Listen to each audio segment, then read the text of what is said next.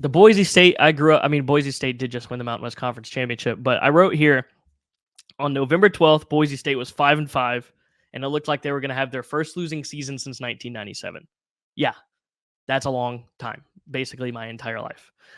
They fired Andy Avalos, and then they got the interim at the time, Spencer Danielson. He took over, became the full-time head coach on December 3rd, and then he basically pulled Boise State out of the mud, 3 straight wins, and then won the Mountain West Conference title.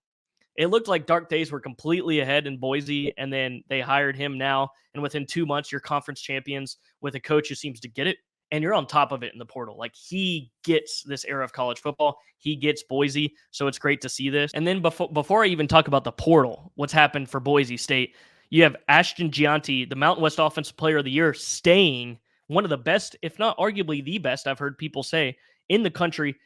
1,814 all-purpose yards, third most in the country this season in 2024. And my favorite part from Giante saying he's going to return, because he got money. He got money off it. These group of 5 schools, I'm scared they're going to become feeder schools, which even Jay Norvell, the Colorado State head coach, literally has said this, that he doesn't want the schools to become feeder school, like Colorado State to become a feeder school for like the Big 12, which is looking like for these group of 5 schools, just the way they've set up college football now.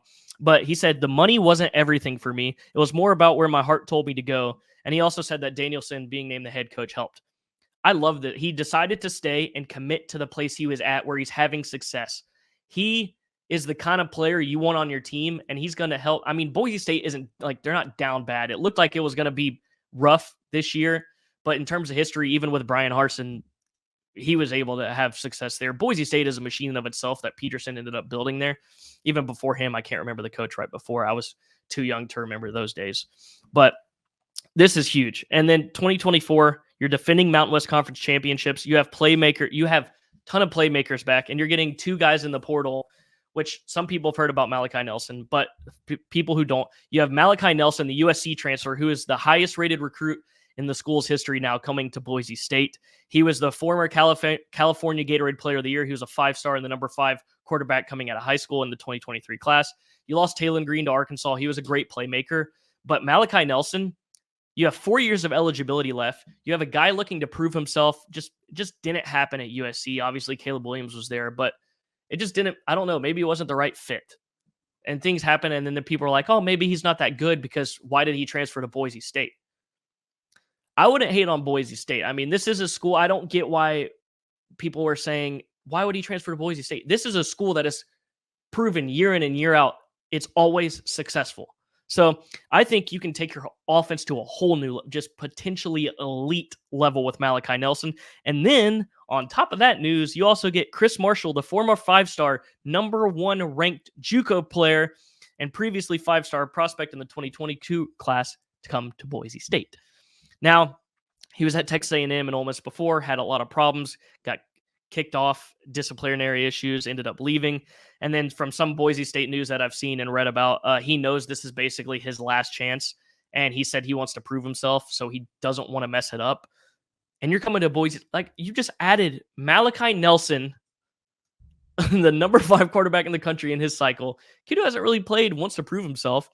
And then you add the number 1 ranked JUCO player, Chris Marshall. On top of that, Boise State returns 18 starters. 18 starters with elite portal talent.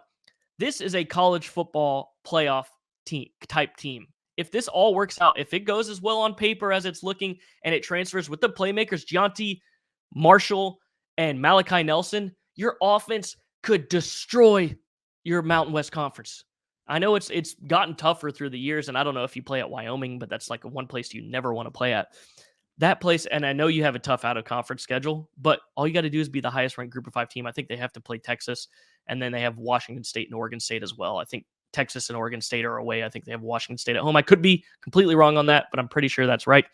But either way, you're looking at a team, as long as Liberty, they have an easy schedule again next year, I think, and they're primed to probably just run the Group of 5 with a easy strength schedule. But either way, Boise State, this is looking like a college football playoff type team next year, and if not next year, then the year after. With those 4 years you have with Malachi Nelson, which if he's really good, it won't be 4.